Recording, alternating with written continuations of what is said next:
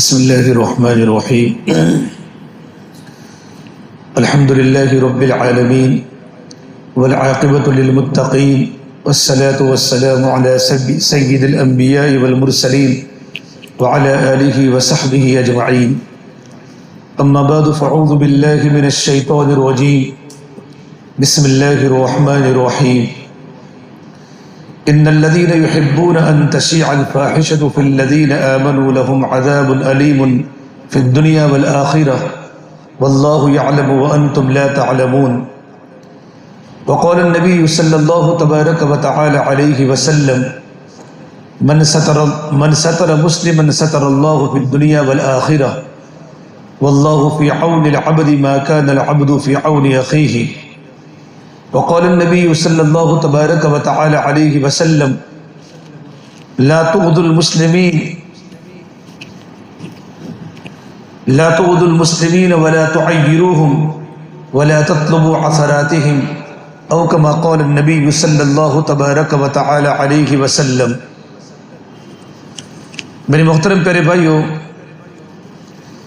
اللہ تبارک و تعالیٰ نے ہمیں جو مذہب دیا ہے، مذہب اسلام ایک بہت بڑا پسندیدہ مذہب ہے اللہ تبارک و تعالیٰ کے نزدیک.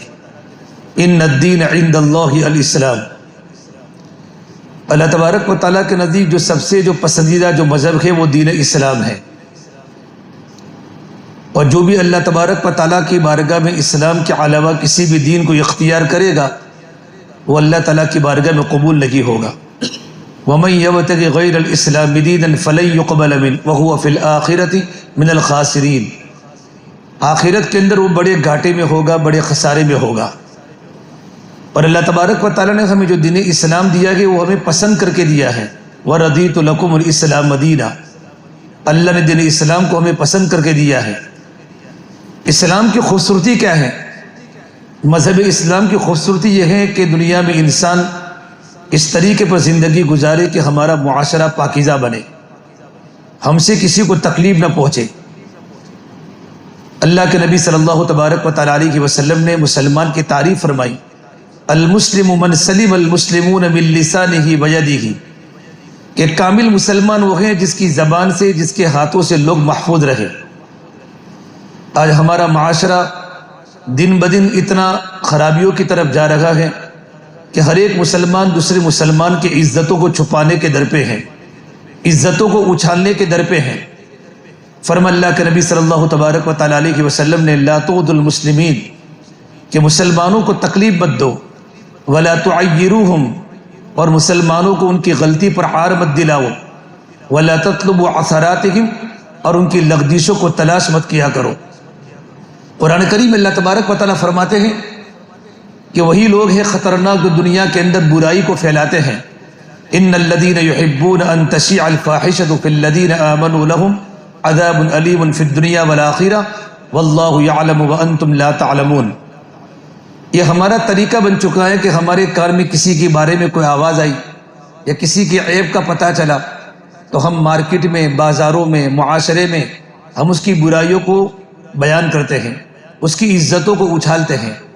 فرما اللہ کے نبی صلی اللہ تبارک و تعالیٰ علیہ وسلم نے ان ارب الربا، سب سے بدترین سود کتنا بڑا اللہ تعالیٰ کی نگاہ میں کبیرہ گناہ ہے.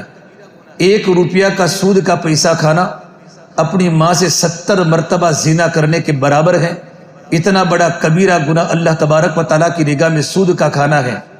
لیکن فرما اللہ کے نبی صلی اللہ تبارک و تعالیٰ علیہ وسلم نے کہ بدترین سنا استطالت عرض عرض المسلم، کہ مسلمان کی عزتوں کو اچھالنا ہے، مسلمان کے عیبوں کو لوگوں کے سامنے کھولنا ہے. اور فرما اللہ کے نبی صلی اللہ تبارک و تعالیٰ علیہ وسلم نے کہ وہ لوگ جو اپنی زبان سے صرف اللہ کا نام لیتے ہیں، ان کے دلوں میں ایمان نہیں اترا، ان کے دلوں میں اسلام نہیں اترا، ان کی عادتیں ہوتی ہیں کہ مسلمانوں کو تکلیف پہنچاتی ہیں.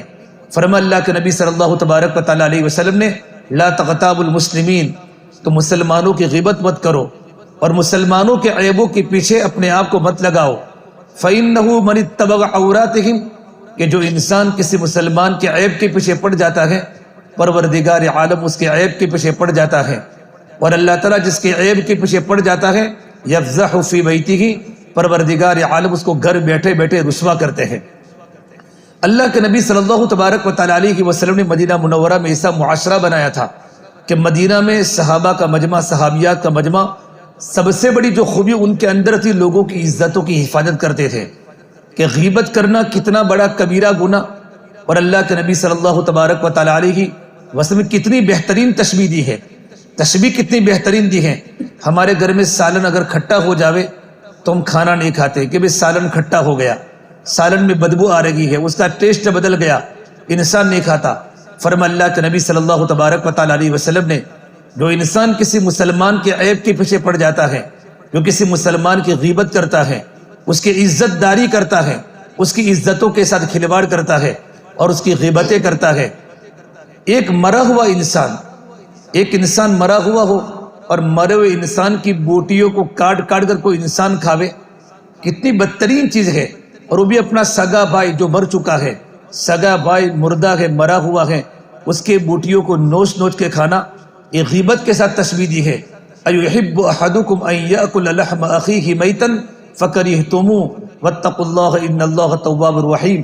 کیا تم میں سے کوئی چاہتا ہے کہ اپنے مرے ہوئے بھائی کا گوشت کھاوے؟ آج ہمارے معاشرے میں میرے بھائیوں کتنی خطرناک برائیاں جنم لے رہی ہیں، اللہ تبارک و تعالی ہماری حفاظت فرماوے۔ اگر کوئی انسان یہ چاہتا ہے کہ میں دنیا میں عزت کے ساتھ زندگی گزاروں، عزت کے ساتھ میری عزت اپنی فیملی میں باقی رہے، اپنے معاشرے میں باقی رہے، اپنی سوسائٹی میں باقی رہے، اپنے شہر میں میری عزت باقی رہے، تو دوسروں کی عزتوں کی حفاظت کرے۔ اگر اپنی عزت کو داؤ پر لگانا ہے اور لوگوں کی زبانوں پر اپنے عیوب کو پھیلانا ہے تو ہم دوسروں کے عیوب کو تلاش کریں۔ پروردگار عالم دوسروں کو ہمارے عیوب کے پیچھے لگا دے گا اور اللہ تعالیٰ ہمیں گھر بیٹھے بیٹھے رسوا کر دے گا۔ اللہ کے نبی صلی اللہ تبارک و تعالیٰ علیہ وسلم کے زمانے میں اللہ کے نبی نے صحابہ کرام کو اس بات پر بہت متوجہ کیا۔ حضرت عمر فاروق کا زمانہ ہے، ام المومنین بیٹھے ہوئے ہیں اور صحابہ کا مجمع بیٹھا ہوا ہے، اور ایک صحابی کی ریح خارج ہو گئی، ریح خارج ہو گئی۔ حضرت عمر فاروق کو غصہ آیا کہ اتنی قیمتی دین کی مجلس ہو رہی ہے اور آپ نے یہ عمل کیا، یہ عمل تو مناسب رہی ہے کوئی انسان جس نے یہ حرکت کی ہو بغیر کھڑے ہو کر وضو کر کے آوے؟ قریب میں ایک صحابی بیٹھے تمیم داری رضی اللہ عنہ نے کہا ام المومنین کتنا اچھا ہوتا کہ سارے کے سارے ساتھی وضو کر لیتے۔ حضرت عمر فاروق اس عمل پر اتنے خوش ہوئے کہ تم نے اپنے ساتھی کے عیب چھپانے کی کتنی بہترین تدبیر کی، اور کہا تم اسلام کے اندر بھی سردار ہو اور زمانے جاہلیت کے اندر بھی تم سردار تھے۔ حضرت عمر فاروق کے زمانے میں ایک واقعہ پیش آیا کہ ایک انسان کے گھر پر لڑکی پیدا ہوئی، اسے لڑکی کو زندہ درگور کرنے کا ارادہ کیا۔ زمانے جاہلیت میں لوگ لڑکی کا گھر میں پیدا ہونا عیب کی بات تھی۔ قرآن کریم میں اللہ نے اس کا منظر کھینچا ہے، یتواروا من القوم من سوء ما بشر به ایمسکہ علی ہون ام یدسہ فی التراب الا ساء ما یحکمون، کہ جب گھر میں وَإِذَا بُشِّرَ أَحَدُهُمْ بِالْأُنثىٰ ظَلَّ وَجْهُهُ مُسْوَدًّا وَهُوَ كَظِيمٌ، جب گھر میں لڑکی پیدا ہوتی ہے اور پتہ چلتا ہے میرے گھر میں بچی پیدا ہوئی ہے تو انسان ذلت محسوس کرتا ہے۔ علماء نے لکھا ہے لڑکا کا پیدا ہونا رحمت ہے اور لڑکی کا پیدا ہونا رحمت ہے اور لڑکے کا پیدا ہونا نعمت ہے۔ نعمت کا اللہ تعالیٰ کی بارگاہ میں حساب ہوگا، رحمت کا اللہ تعالیٰ کی بارگاہ میں حساب نہیں ہوگا۔ تو لڑکی کے پیدا ہونے پر لوگوں کو شرم آتی تھی، لڑکیوں کو زندہ درگور کرتے تھے۔ یتواروا من القوم من سوء ما بشر به، اس بری خوشخبری کی بنیاد پر لوگ قوموں سے اپنے چہرے کو چھپاتے تھے۔ میرا دوست پوچھے گا، میرا رشتہ دار پوچھے گا تو میں کیا جواب دوں گا، میرے گھر پر لڑکی پیدا ہوئی ہے۔ اللہ کے نبی صلی اللہ تبارک و تعالیٰ علیہ وسلم سارے نبیوں کے سردار ہیں، ہمارے پیغمبر ہیں۔ اللہ نے آپ کو 4 بیٹیاں عطا فرمائی اور آپ اپنی بیٹی کی کتنی عزت فرمایا کرتے تھے۔ صحیح بخاری کی روایت، حضرت فاطمہ جب گھر میں داخل ہوتی تھی آپ صلی اللہ تبارک و تعالیٰ علیہ وسلم اپنی بیٹی کے استقبال میں کھڑے ہو جاتے تھے اور اپنی بیٹی کا دانا ہاتھ پکڑتے تھے اور اپنی بیٹی کی پیشانی پر بوسہ دیتے تھے۔ آپ زمین پر بیٹھ جاتے تھے اور اپنی بیٹی کو چارپا پہ بٹھاتے تھے۔ یہ اللہ کے نبی نے اپنی بیٹی کا اکرام کیا ہے، اپنی بیٹی کا اکرام کیا ہے۔ تو اس انسان نے اپنی لڑکی کو زندہ درگور کرنے کا ارادہ کیا، لیکن مرنے کے پہلے اس بچی کو بچا لیا۔ جب لڑکی تھوڑی سی بڑی ہوئی اس سے کوئی غلطی صادر ہوگی، زنا کا صدور ہو گیا۔ زنا کے صدور کے ہونے کے بعد لڑکی کو افسوس ہوا اور اس نے خودکشی کرنے کا ارادہ کیا کہ مجھ سے اتنا بڑا غلط کام ہو گیا، اتنا بڑا غلط عمل ہو گیا۔ خودکشی کرنے کا ارادہ کیا، لیکن خودکشی کرنے کے وقت اس کو اس کے ابا نے بچا لیا۔ اب اب لڑکی بڑی ہو گئی، بعد میں توبہ کی، اللہ کی نیک بندی ہو گئی، نمازوں کی پابند ہو گئی، گناہوں سے بچنے والی بن گئی۔ اب اس کا رشتہ آیا تھا تو وہ ساتھی حضرت عمر کی خدمت میں، امیر المومنین میری بیٹی کا رشتہ آیا ہوا ہے، کیا میں سامنے والوں کو بتا دوں کہ میری بیٹی سے غلطی ہوئی تھی؟ حضرت عمر نے فرمایا اپنی بیٹی کے اس طریقے پر تم شادی کرو جس طرح تم اپنی پاکیزہ بیٹے کا نکاح کیا کرتے ہو۔ اگر تم نے سامنے والے کو، اگر تم نے اس کی کوئی حرکت کا اطلاع کی تو میں تم کو ایسا ماروں گا کہ میں تمہاری کھال کو ادھیڑ دوں گا۔ اسلام نے معاشرے میں مسلمانوں کی عزت کے بچانے کا اہتمام کیا ہے۔ حضرت عمر فاروق رضی اللہ تعالیٰ ایک مرتبہ ساتھ میں مدینہ منورہ کے صحابی عبداللہ مسعود ساتھ میں ہیں، مدینہ منورہ میں رات کو گشت ہو رہا ہے، رات کو گشت کرتے گئے، دیکھا ایک جگہ پر روشنی آ رہی ہے، روشنی۔ حضرت عمر نے کہا عبداللہ سامنے روشنی آ رہی، وہاں جا کر دیکھتے کیا ہوتا ہے۔ وہاں جا کر دیکھا تو ایک بوڑھی میاں گھر میں بیٹھے بیٹھے شراب پی رہے ہیں، باندی گانا بجا رہی ہے، باندی وہاں ناچ رہی ہے، شراب کی محفل لگی ہوئی ہے۔ حضرت عمر فاروق کو غصہ آیا، وہ دیوار کو فلانگ کر کے اندر گئے، ابن مسعود کو بھی پتہ نہ چلا، دیوار کو فلانگ کر کے اندر گئے کہ بوڑھے میاں تو کیا کرتا ہے؟ کیا اللہ تبارک و تعالیٰ کو تیری حرکتوں کا علم نہیں ہے؟ میں تجھے دیکھ رہا ہوں کہ تو گھر میں بیٹھا بیٹھا اللہ کی نافرمانی کر رہا ہے، یہ باندی تیرے گھر کے اندر گانا بجا رہی ہے، موسیقی بجا رہی ہے۔ اس بوڑھے میاں نے کہا بالمؤمنین میں نے ایک غلطی کہ تم نے 3 غلطیاں کی ہیں، میں نے ایک غلطی کہ میں نے شراب پی ہے، تم نے 3 غلطیاں کی ہیں۔ نمبر 1، تم اللہ کے نبی صلی اللہ تبارک و تعالی علیہ وسلم کا ارشاد ہے، قرآن کریم اللہ کا حکم ہے، لا تدخلوا بیوتا غیر بیوتکم حتی تستأنسوا وتسلموا علی اہلہا، کہ کسی کے گھر میں داخل ہونا ہے اپنے گھر کے علاوہ تو سلام کر کے داخل ہو، اجازت دے کر داخل ہو۔ تم میرے گھر میں بغیر اجازت کے داخل ہوئے ہو، تم نے ایک قرآن کریم کی آیت کے خلاف کام کیا ہے۔ نمبر 2 کہ تم دیوار کو فلانگ کر آئے ہو، قرآن تو یوں کہتا ہے وَأْتُوا الْبُيُوتَ مِنْ أَبْوَابِهَا، تم گھر کے دروازے سے داخل ہو جاؤ، تم تو اوپر سے فلانگ کر کے آئے ہو، تم نے دوسری غلطی کی ہے۔ نمبر 3 وَلَا تَجَسَّسُوا، تم نے جاسوسی کی ہے، تم نے میری عیب کے ٹوہ میں لگے ہو، تم نے میری عیب کو کھولنے کی کوشش کی ہے۔ حضرت عمر فاروق اس کو سننے کے بعد روتے رہے، روتے اپنا کپڑا اپنے منہ میں ڈال دیا کہ میرے رونے کی آواز باہر تک نہ آوے، اور روتے باہر آ گئے، یہاں تک کہ حضرت عبد مسعود کو بھی پتہ نہیں چلا حضرت عمر فاروق کیوں رو رہے ہیں۔ چند دنوں کے بعد بوڑھے میاں نے حضرت عمر کی مجلس میں آنا چھوڑ دیا۔ حضرت عمر فاروق کا بیان ہوتا تھا، ان کا وعظ ہوتا تھا، ان کی مجلس ہوتی تھی، بوڑھے میاں نے مجلس میں آنا چھوڑ دیا۔ کچھ مدت کے بعد بوڑھے میاں پیچھے بیٹھے ہوئے تھے، امیر المومنین ان کو دیکھ لیا کہ بوڑھے میاں کو میرے سامنے بلاؤ۔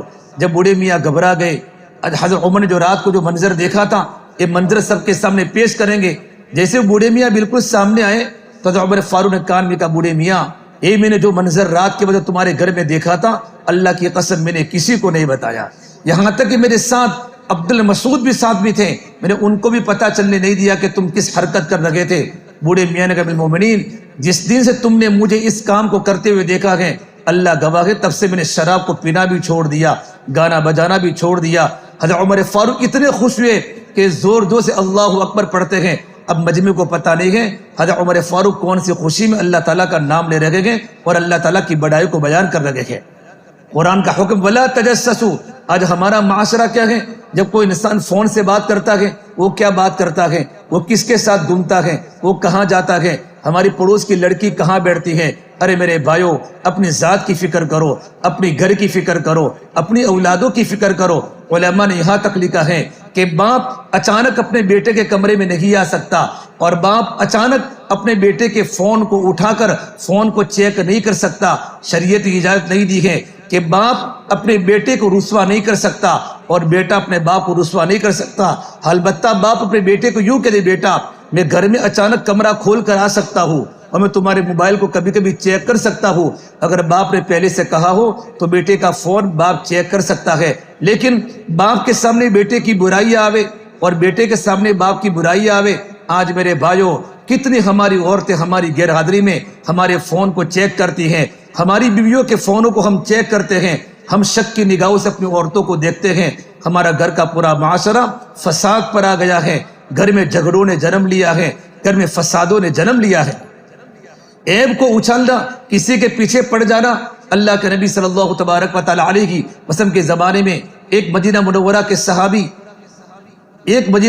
کے صحابی سے زنا کا صدور ہو گیا۔ دیکھو انبیاء معصوم ہیں، انبیاء سے گناہ نہیں ہوتا، لیکن صحابہ محفوظ ہیں۔ اگر صحابہ سے غلطی بھی ہو جاتی ہے تو پروردگار عالم اللہ تعالیٰ ان کو توبہ کی توفیق دیتے ہیں۔ جب ان سے گناہ ہوا، اللہ کے نبی کی خدمت میں آئے، یہ اللہ کے نبی صلی اللہ تبارک و تعالیٰ علیہ وسلم مجھ سے گناہ کا صدور ہوا ہے، تو آپ نے اپنا چہرہ پھیر لیا تاکہ یہاں سے وہ چلا جاوے، اللہ سے استغفار کر لے۔ وہ داہنی طرف آئے تو آپ نے بائیں طرف چہرہ کر لیا، وہ بائیں طرف آئے تو آپ نے آگے چہرہ کر لیا۔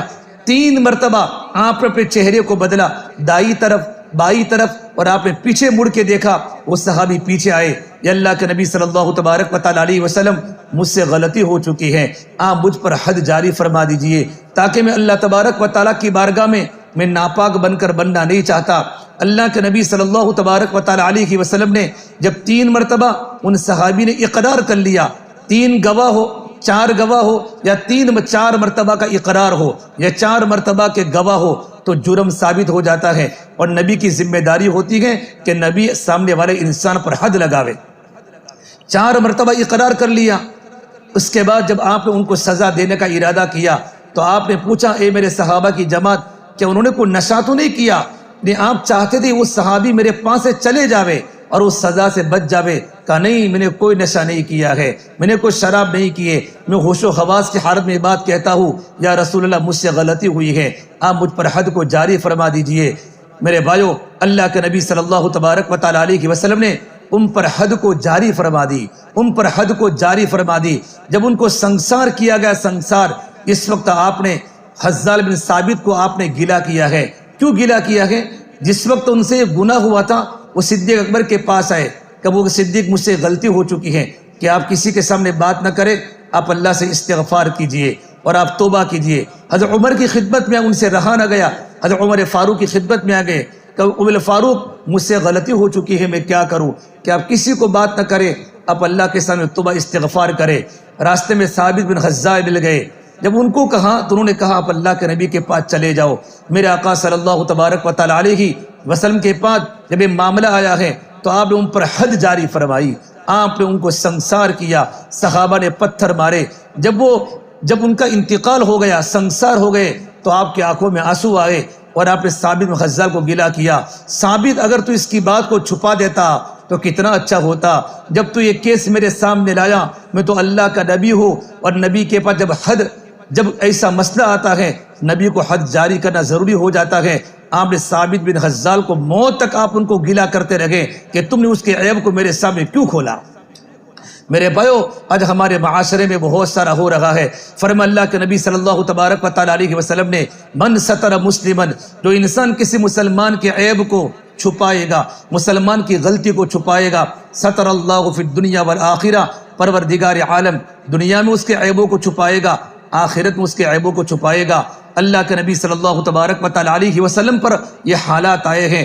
جب میرے آقا صلی اللہ تبارک و تعالیٰ علیہ وسلم غزوہ مستلق میں گئے ہیں، اور آپ کی بیوی حضرت عائشہ اللہ کے نبی کے ساتھ ہے۔ حضرت عائشہ ایک بڑی عالمہ تھی، 2000 سے اوپر حدیثوں کی حافظہ تھی، قرآن کریم کی حافظہ تھی، اتنی بڑی عالمہ تھی کہ بڑے بڑے صحابہ کرام کو جب کوئی مسئلے کی ضرورت پڑتی تھی، حضرت عائشہ کی خدمت میں آتے تھے اور اپنے مسئلے کا حل نکلواتے تھے۔ غزوہ بنی مستلق میں آپ صلی اللہ تبارک و تعالیٰ علیہ وسلم اللہ کے راستے میں ہے، حضرت عائشہ آپ کے ساتھ میں ہے۔ جب قافلے کی روانگی کا وقت آیا، بہت سارے صحابہ ہوتے تھے، اونٹوں کے قافلے ہوتے تھے۔ حضرت عائشہ نے کہا یا رسول اللہ، مجھے قضاء حاجت سے فارغ ہونا ہے، اس لیے کہ اگر میں فارغ نہیں ہوئی تو راستے میں پورے قافلے کو روکنا پڑے گا۔ وہ جنگل میں چلی گئی، جنگل میں جانے کے بعد قضاء حاجت سے فارغ ہونے کے لیے جب واپس آئی تو دیکھا میرے گلے کا ہار ٹوٹ گیا ہے، میرا گلے کا ہار کہیں گر گیا ہے۔ وہ سمجھی کہ میرا گلے کا ہار وہی گرا ہوگا جہاں میں اپنی ضرورت کو پورا کرنے کے لیے گئی تھی۔ پہلی مرتبہ حضور کو اجازت لے کر گئی، لیکن دوسری مرتبہ کہ میں ابھی واپس آتی ہوں، ہار کو لینے کے لیے وہاں گئی۔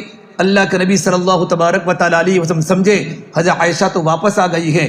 اونٹوں پر کجاوا ہوتا تھا اور حضرت عائشہ پردے میں لپٹ کر کجاوے میں بیٹھ جایا کرتی تھی، اونٹوں کا قافلہ چلتا تھا تو صحابہ نے پورے کجاوے کو اونٹ پر رکھ دیا۔ صحابہ سمجھے حضرت عائشہ تو کجاوے کے اندر بیٹھی ہوئی ہے، حالانکہ عائشہ بھی آئی نہیں تھی، اور پورا قافلہ چلنا شروع ہو گیا۔ جب حضرت عائشہ واپس آئی، دیکھا آپ صلی اللہ تبارک و تعالیٰ علیہ وسلم جا چکے ہیں، پورا قافلہ جا چکا ہے۔ وہی بیٹھ گئی۔ اس کو یقین تھا جب میرے سرکار میرے نبی صلی اللہ تبارک و تعالیٰ علیہ وسلم جب دیکھیں گے عائشہ نہیں ہے تو فوراً تلاش کرنے کے لیے میرے پاس کسی کو بھیجیں گے۔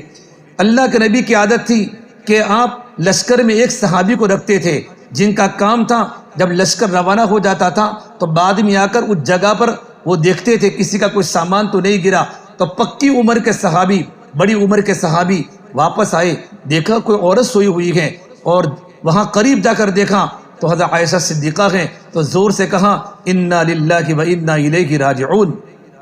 حضرت عائشہ صدیقہ سو گئی تھی، وہی جگہ پر نیند آ گئی تھی۔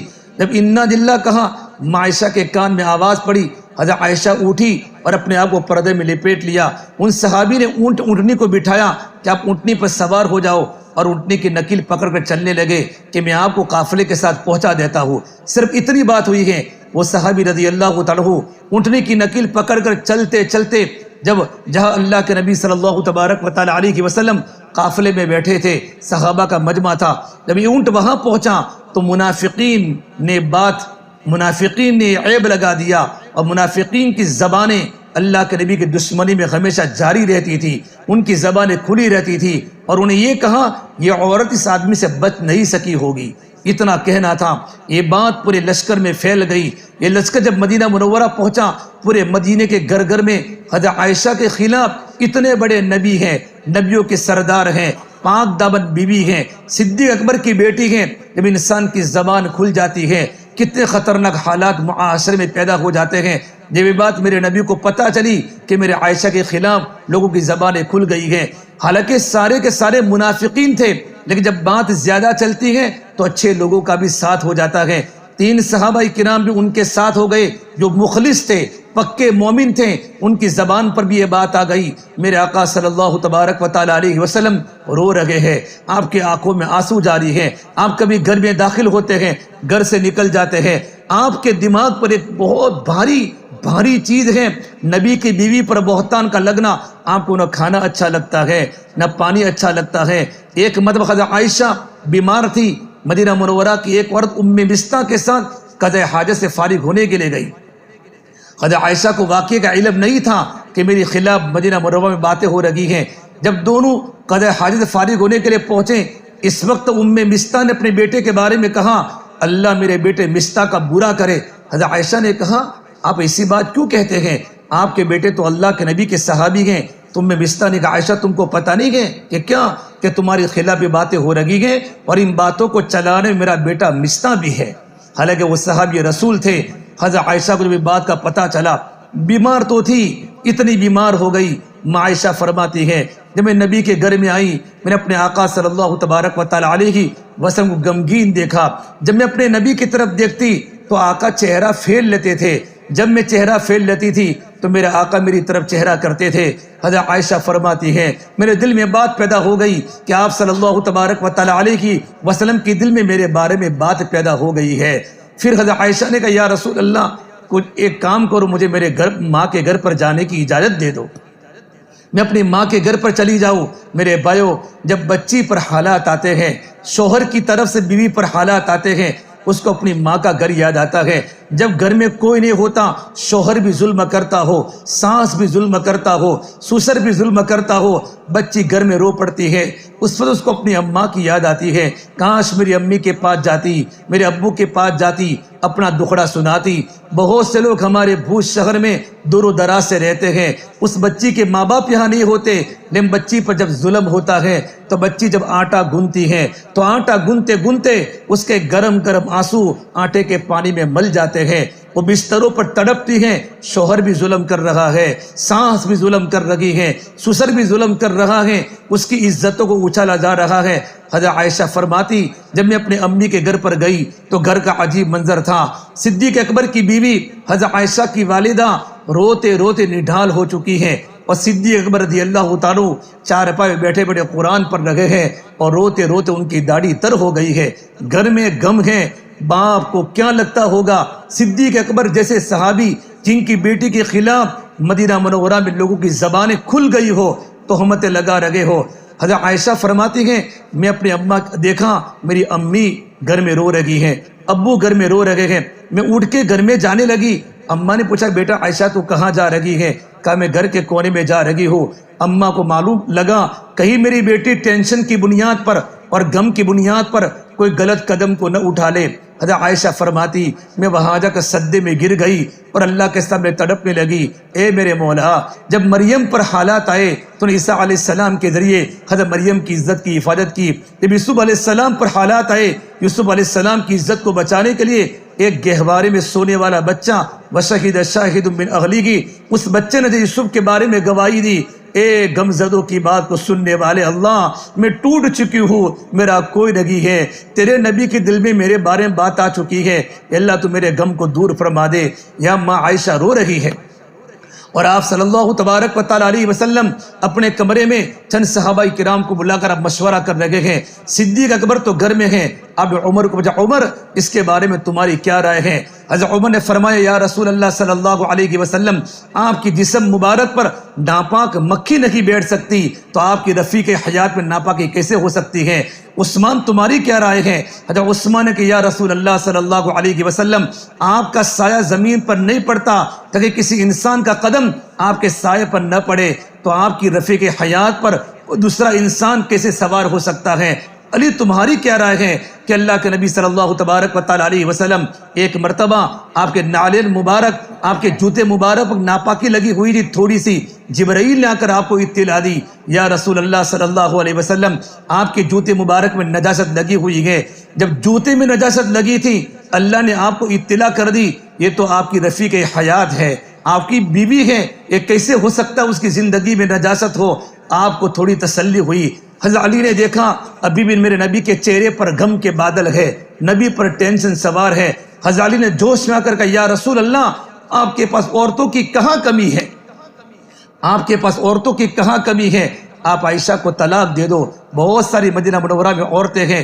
اتنا بولنا تھا حضرت عمر فاروق غصے ہو کر کھڑے ہوئے، یا رسول اللہ آپ بتاؤ یہ نکاح آپ نے اپنی مرضی سے کیا تھا یا اللہ نے یہ نکاح کروایا؟ آپ نے کہا اللہ نے کروایا تھا تو میری تلوار میں اپنے ہاتھ سے تلوار کو نکالتا ہوں، مجھے چھوڑو مدینے کی گلی میں منافقین کی گردن کو اڑا دوں جو آپ کی بیوی کے خلاف تہمتیں لگاتے ہیں۔ اتنا کہنا تھا میرے نبی کا غم ہلکا ہو گیا اور اب زبان حال سے یوں کہہ رہے تھے عمر تم نے میرے سر کے بوجھ کو اتار دیا۔ پھر میرے بھائیو میرے آقا صلی اللہ تبارک و تعالی علیہ وسلم پھر اپنے سسر صدیق اکبر کے گھر پر گئے ہیں کہ جا کر عائشہ کی ملاقات کروں۔ آپ گھر میں داخل ہوئے، گھر میں غمگینی کا ماحول تھا۔ عائشہ کونے میں بیٹھی بیٹھی اللہ کے سامنے تڑپ رہی تھی، رو رہی تھی۔ پاکیزہ خاتون ہے، پاک دامن عورت ہے۔ عائشہ فرماتی جب میرے نبی گھر پر آئے تو میں نے سوچا میں نبی کے قدموں میں جا کر لپٹ لوں اور جا کر رونا شروع کروں، لیکن میرے دل میں خیال نہیں مجھے صرف اللہ کے سامنے رونا ہے۔ پھر آپ نے کہا عائشہ کہاؤ ادھر آؤ میرے پاس حمیرہ۔ آپ محبت میں عائشہ کو حمیرہ کہا کرتے تھے، اے میری حمیرہ تم میرے سامنے آؤ۔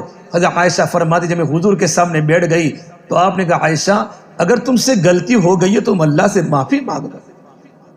کتنے بڑے نبی ہے، مدینے میں لوگوں کی زبانیں حضرت عائشہ کے خلاف بہتان لگا رہی ہے اور میرے نبی کا برتاؤ کتنا بہتر بیوی کے ساتھ ہے۔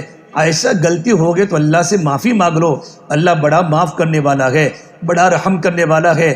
حضرت عائشہ نے کہا یا رسول اللہ اگر میں اپنی برات کروں گی تو آپ کو میری بات سمجھ میں نہیں آئے گی، میں تو وہی کہوں گی جو یعقوب علیہ السلام نے اللہ تبارک و تعالیٰ کے سامنے کہا تھا انی اشکو بثی وحزنی الی اللہ، میں سارا غم تو صرف اللہ تبارک و تعالیٰ کو سناتی ہوں۔ اتنا بولنا تھا۔ اللہ کے نبی پر وحی آنا شروع ہوئی۔ آپ صلی اللہ تبارک و تعالی علیہ وسلم پر جب وحی آتی تھی آپ سردی کے موسم میں آپ کے چہرے پر پسینہ طاری ہو جاتا تھا، موتی کے قطروں کی طرح پسینہ زمین پر ٹپکتا تھا۔ آپ پر وحی طاری ہو گئی، ابو بکر کا رونا بڑھ گیا، حضرت صدیق اکبر کی بیوی کا رونا بڑھ گیا، کیا میری بیٹی کے بارے میں فیصلہ آسمان سے ہوتا ہے؟ تھوڑی دیر کے بعد جب وحی کا سلسلہ بر ہوا تو آپ صلی اللہ تبارک و تعالی علیہ وسلم کا چہرہ 14ویں کے چاند کی طرح طلوع ہوا۔ جس طریقے پر بادل میں سورج جب نمودار ہوتا ہے کتنا چمکدار ہوتا ہے، میرے آقا کا چہرہ چمکنے لگا اور آپ نے کہا عائشہ خوشخبری ہو، قرآن نے فیصلہ سنایا۔ 10 آیتیں نازل ہوئی، الخبیثات للخبیثین والخبیثون للخبیثات، گندی لڑکیاں گندے لڑکوں کے لیے اور گندے لڑکے گندی لڑکیوں کے لیے، والطیبات للطیبین والطیبون للطیبات، پاکیزہ لڑکے پاکیزہ لڑکیوں کے لیے اور پاکیزہ لڑکیاں پاکیزہ لڑکوں کے لیے۔ کوئی لڑکا یوں چاہے مجھے پاک دامن بیوی ملے، اپنی عزت کو بچانا ہوگا، خود کو پاک دامن بننا ہوگا۔ یہ نہیں ہو سکتا کہ میں پاک دامن ہوں اور میرے گھر کے اندر گندی لڑکی آوے۔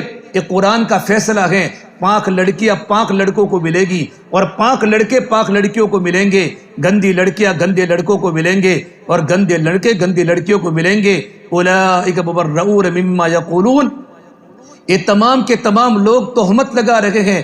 عائشہ فرماتی ہے میں سمجھ رہی تھی کہ اللہ تبارک و تعالیٰ میرے نبی کے خواب میں میری برات کو ظاہر کریں گے، مجھے معلوم نہیں تھا کہ قرآن کریم میری شان میں آیتوں کو نازل کرے گا۔ میرے بھائیو، جب نبی پر حالات آئے آپ صلی اللہ تبارک و تعالیٰ علیہ وسلم پر، پورے مدینے میں شور بچ گیا۔ آج کسی باپ کی بیٹی کی عزت پر حملہ ہوتا ہو، باپ کو کتنی تکلیف ہوتی ہے۔ ہمارا ماحول اور ہمارے معاشرے کو پاکیزہ بنانا ہو، لوگوں کے عیوب کو کبھی میرے بھائیو تلاش مت کرو، بلکہ فرمایا اللہ کے نبی صلی اللہ تبارک و تعالیٰ علیہ وسلم نے، اگر کسی مسلمان کی عزت پر حملہ ہو رہا ہو، اس کی عزت کی دھجیاں اڑائی جا رہی ہو، اس وقت اس مسلمان کی عزت کو بچانے کے لیے کوئی انسان کھڑا ہو جاوے، پروردگار عالم جہنم کی آگ سے اس کو بالکل دور کر دیں گے۔ اس سے میرے بھائیو، یہ معاشرہ ہمارا پاکیزہ کب بنے گا؟ ہماری زبانوں پر قابو ہو، ہم لوگوں کی اچھائیوں کو بیان کریں، لوگوں کی برائیوں کو بیان نہ کرے، لوگوں کے عیبوں کے پیچھے نہ پڑے۔ پکی حدیث میرے نبی نے فرمایا کہ جو لوگوں کے عیوب کے پیچھے پڑے گا، پروردگار عالم اس کے عیبوں کے پیچھے پڑے گا، اور جب اللہ کسی کے عیب کے پیچھے پڑ جاتا ہے تو پروردگار عالم گھر بیٹھے بڑے انسان کو رسوا کر دیتا ہے۔ اللہ تبارک و تعالی ہم تمام کو، ہمارے معاشرے کو اللہ تعالیٰ پاکیزہ بناوے اور پروردگار عالم ہماری زبانوں پر کنٹرول کرے، اپنی عزتوں کی حفاظت کرے۔ کسی کی بیٹی ہماری بیٹی ہے، کسی کا بیٹا ہمارا بیٹا ہے۔ اگر ہم نے کسی کے عیب کو دیکھا ہے میرے بھائیو، کبھی کسی کے سامنے بیان نہ کرے۔ آپ نے کچھ بیان کیا، بات بنتے بنتے بنتے اتنی بات آگے پھیل جاتی ہے، عداوتیں جنم لیتی ہیں، دشمنیاں جنم لیتی ہیں، خاندان تباہ و برباد ہو جاتے ہیں، معاشرہ فساد کی جڑ کو پکڑتا ہے، بدگمانیاں پیدا ہوتی ہیں، غیبتوں کے دروازے کھل جاتے ہیں، اور بہت بڑے انسان نماز کے پڑھنے کے باوجود بھی، رمضان کے روزے رکھنے کے باوجود بھی، اللہ کے راستے میں نکلنے کے باوجود بھی جہنم کے مستحق بن جاتے ہیں۔ یہ سب سے بڑا دین ہے، سب سے بڑا دین ہے۔ سے میرے نبی نے فرمایا، اے میرے صحابہ کی جماعت، میں یہ چاہتا ہوں میرے سامنے کوئی صحابی آ کر کسی کی باتوں کو بیان نہ کرے، تاکہ میرا دل ہر ایک کے بارے میں پاک اور صاف رہے، اور دلوں کی صفائی پر تو بھائیو جنت کی بشارت ہے۔ پروردگار عالم ہم تمام کو صحیح طریقے سے زندگی گزارنے کی توفیق عطا فرماوے، عزتوں کے ساتھ اور رفعتوں کے ساتھ اللہ پاک ہماری عزتوں کی حفاظت فرماوے۔ وآخر دعوانا الحمدللہ رب العالمین۔